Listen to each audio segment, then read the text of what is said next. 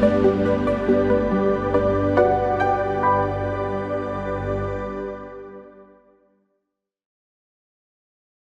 this tutorial, we will show you the step-by-step process of converting OLM file to PDF format using the BitRecover OLM Converter Wizard.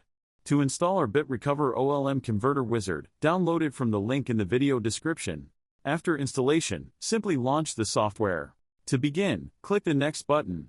This tool provides users with select file or select folder options. Users can choose either one of the available options. Click Next. Check on checkbox to select the folder that you want to export.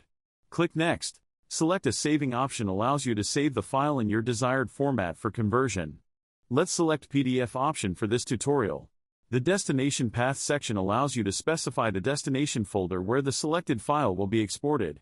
The file naming option allows users to select a name format for the output file when converting it. Next, simply click the Convert button, and the conversion will begin. Once the conversion is completed, you'll receive a notification indicating that you have successfully converted OLM files. Click OK, and open the destination folder to access the newly converted files. And that's it for this video. Thank you for watching.